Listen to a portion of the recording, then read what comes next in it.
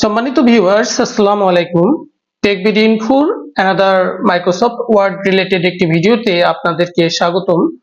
আজকের এই ভিডিওতে আমি আলোচনা করব মাইক্রোসফট ওয়ার্ডের ট্যাব ইনসার্ট ট্যাব সম্পর্কে। তো আলোচনা শুরু করার আগে যারা আমার ভিডিওতে আমার চ্যানেলে নতুন, তাদেরকে রিকোয়েস্ট করব অবশ্যই আমার চ্যানেলটি সাবস্ক্রাইব করার জন্য। তাহলে এরকম টেক সম্পর্কে যাবতীয় ভিডিও আপনি ফ্রিতে পেয়ে যাবেন। তো কথা না বাড়িয়ে চলুন শুরু করা যাক।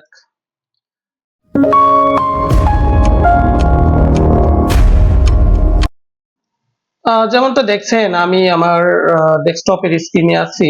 এখানে আমি আমার মাউসের রাইট বাটন ক্লিক করব। আপনি আপনার মাউসের রাইট বাটন ক্লিক করবেন, তারপরে নিউ অপশনে আসবেন। আসার পর এখান থেকে মাইক্রোসফট ওয়ার্ড ডকুমেন্টে ক্লিক করবেন। একটা নতুন ডকুমেন্ট ক্রিয়েট হবে। এরপর এই নিউ মাইক্রোসফট ডকুমেন্টের উপরে আপনার মাউস পয়েন্টারটা রেখে ডাবল ক্লিক করবেন, তাহলে ওপেন হবে মাইক্রোসফট ওয়ার্ড ফাইলটি। দেখুন, এটাকে বলা হয় ওয়ার্কিং স্পেস। অলরেডি আমার মাইক্রোসফট ওয়ার্ড রিলেটেড যে ভিডিও আছে এর আগের, সেখানে আমি এই মাইক্রোসফট ওয়ার্ডের বিভিন্ন ট্যাব এবং অপশন বা টুলবার সম্পর্কে আলোচনা করেছি। তো আজকের এই ভিডিওতে আমি জাস্ট ইনসার্ট ট্যাব এবং এর অন্তর্গত যে সমস্ত অপশন বা টুল আছে সেই সমস্ত টুলের কিছু কিছু অংশ আলোচনা করব। যাবতীয় বিষয়গুলো আলোচনা করতে গেলে ভিডিওটি অনেক লং হয়ে যাবে, যেটা বোরিং লাগবে আপনাদের দেখতে। আবার আমার যাবতীয় ইনফরমেশন সব ইনফরমেশন নাও দরকার হতে পারে। মেইনলি যে টুলস গুলো অবশ্যই দরকার হয় সেই সমস্ত টুলস গুলো নিয়ে আমি আজকের এই ভিডিওতে আলোচনা করব। তো এখানে আমি দেখেন ইনসার্ট ট্যাবটা অলরেডি বের করে আপনাদের সামনে উপস্থাপন করেছি। এখানে দেখেন এই যে ফাইল ট্যাব, হোম ট্যাব এবং ইনসার্ট ট্যাব। ইনসার্ট ট্যাব তৃতীয় অপশনে আছে ইনসার্ট ট্যাব মাইক্রোসফট ওয়ার্ড ডকুমেন্টের।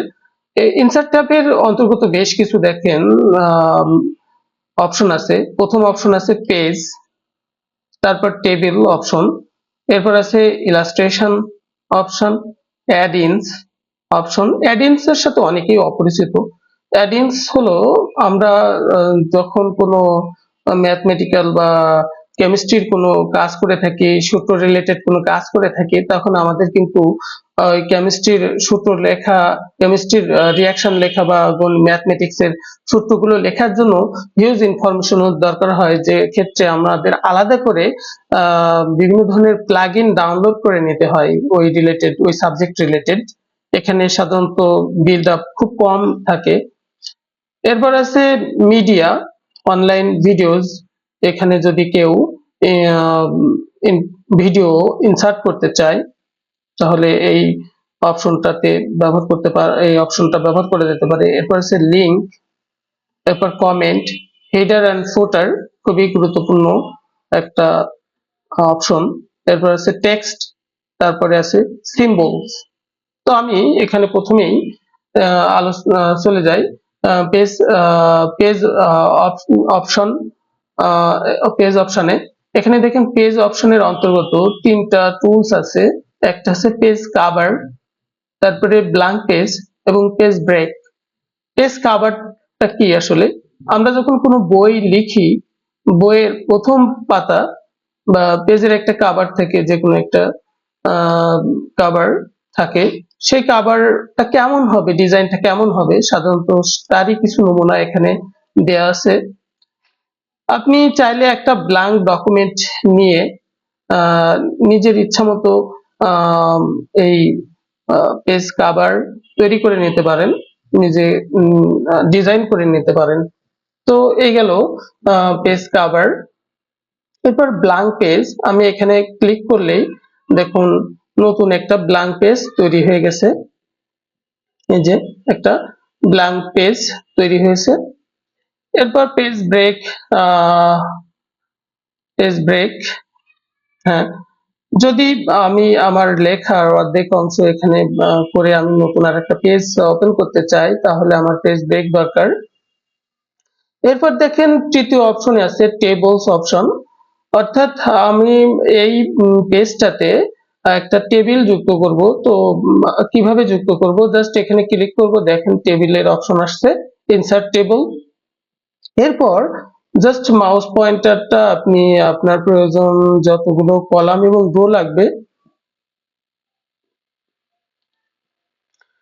মাউস পয়েন্টারে যতগুলো কলাম এবং রো লাগবে ঠিক ততগুলো আপনি এখানে সিলেক্ট করবেন। এই যে দেখেন এখানে চলে আসছে।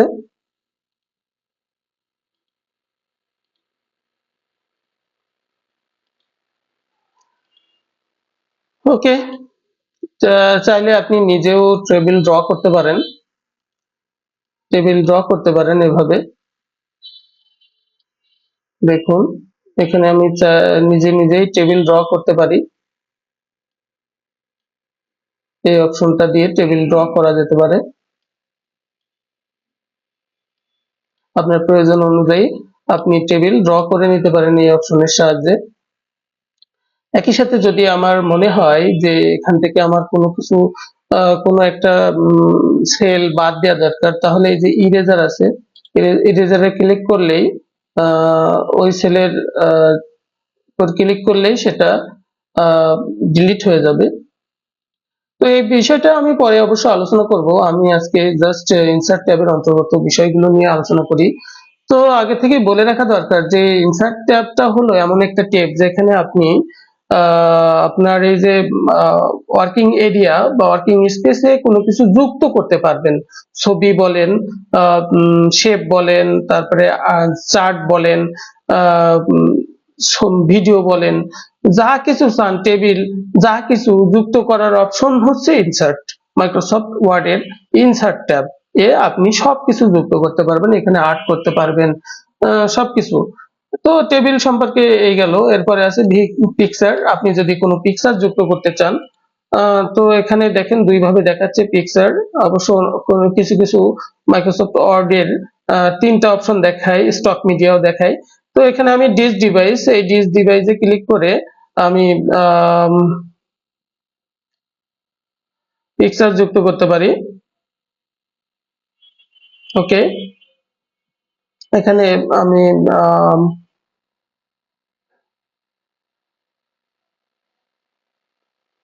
সাপোজ এই পিকচারটা আমি যুক্ত করব। তো ওটা সিলেক্ট করে ইনসার্ট অপশনে ক্লিক করলাম, এই যে দেখুন আমার পিকচারটা চলে আসছে। এরপর দেখেন এরপরে ইলাস্ট্রেশনের আরো বেশ কিছু গুরুত্বপূর্ণ অপশন আছে, যেমন শেপ অপশন।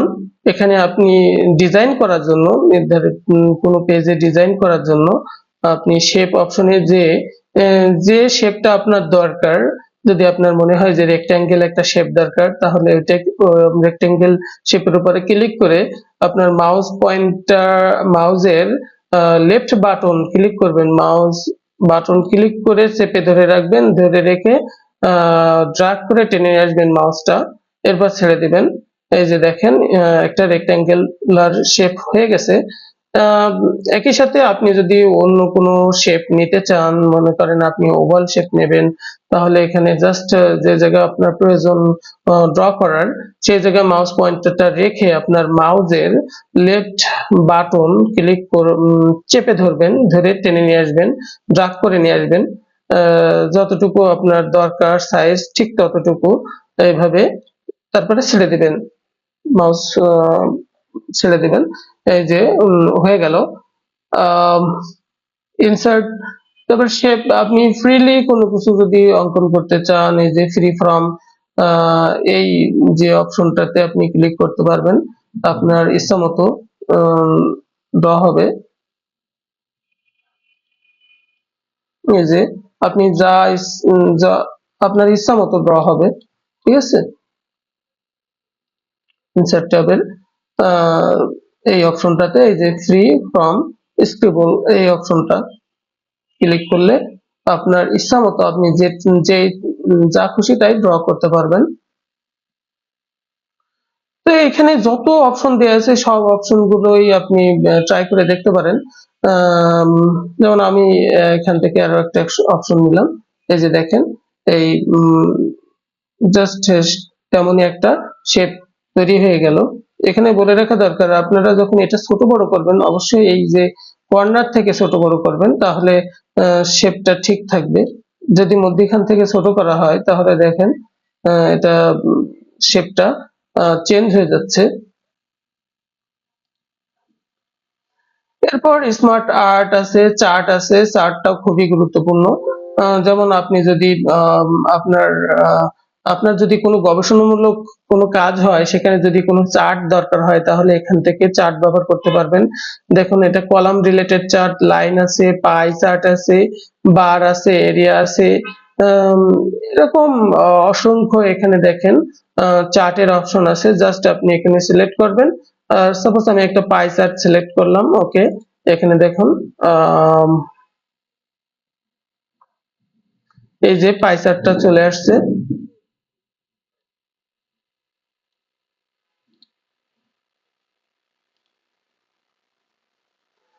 ওকে, এরপর এখানে আমি চলে যাব এই যে মিডিয়া, অনলাইন মিডিয়াস। এখানে ক্লিক করে আপনি জাস্ট আপনার অনলাইন থেকে একটা ভিডিও নিয়ে এসে এই জায়গায় ইনসার্ট করতে পারবেন। তবে এক্ষেত্রে কি করতে হবে, আপনাকে পূর্বে থেকেই সাপোজ আপনি ইউটিউব থেকে একটা ভিডিও এখানে ইনসার্ট করবেন, তো আপনি কি করবেন, পূর্বে থেকেই ইউটিউবে যে এখান থেকে বের হয়ে ইউটিউবে যে ওই ভিডিওর লিঙ্কটা বা ইউআরএলটা কপি করে এখানে জাস্ট পেস্ট করে দিবেন, দিয়ে তারপর ইনসার্ট করবেন, ওই ভিডিওটা এখানে চলে আসবে। এরপর গুরুত্বপূর্ণ যে অপশনটা আছে সেটা হচ্ছে header and footer. Header and footer মূলত আমি আম, আমি একটা হেডার এবং ফুটার নিলাম। এই যে দেখুন, হেডার আর ফুটার এটা খুবই গুরুত্বপূর্ণ ব্যবহার বা টুলস। সাধারণত যারা বই লেখে তাদের উপরে এরকম জায়গায় যদি প্রতিটা পেজে একই সেন্টেন্স বা একই ওয়ার্ড লিখতে হয়, তাহলে সেক্ষেত্রে আমরা হেডার ব্যবহার করতে পারি এবং ফুটার ব্যবহার করতে পারি। আপনারা দেখে থাকবেন হয়তোবা যে অনেক বই আছে যেখানে এরকম প্রতি পেজের যেকোনো একটা জায়গায় হয়তো এই যে এরকম রাইট লেফট কর্নারে হতে পারে, রাইট কর্নার হতে পারে, মিডিলে হতে পারে, যে একই লেখা প্রত্যেক পেজে আছে। তো এক্ষেত্রে আপনি যদি হিডার এবং ফুটার ব্যবহার করেন তাহলে কি হবে, ওই লেখাটা এখানে যে লেখাটা আমি লিখবো,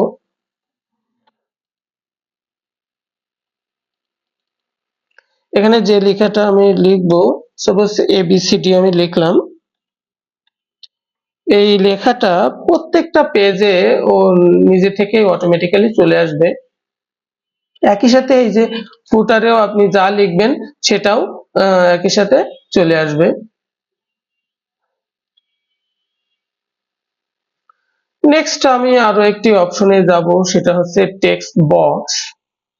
ও এখানে পেজ নাম্বার আছে, পেজ নাম্বারের উপরে এই যে দেখেন পেজ নাম্বার, যে কোনো একটা অপশন আপনি এখান থেকে বাছাই করে নিয়ে পেজ নাম্বার দিতে পারেন। এরপর আছে টেক্সট বক্স। টেক্সট বক্স নেওয়া যেতে পারে এখান থেকে, বা ড্র টেক্সট বক্স, আপনি এখান থেকে টেক্সট বক্স ড্র করতে পারেন। এই যে এরকম আমি একটা টেক্সট বক্স ড্র করলাম। আমার যদি পেজের এই জায়গায় কোনো কিছু লেখার দরকার হয় এই তাহলে আপনি এখানে টেক্সট বক্স নিয়ে লিখতে পারেন। ওকে, আমি লিখে দিলাম।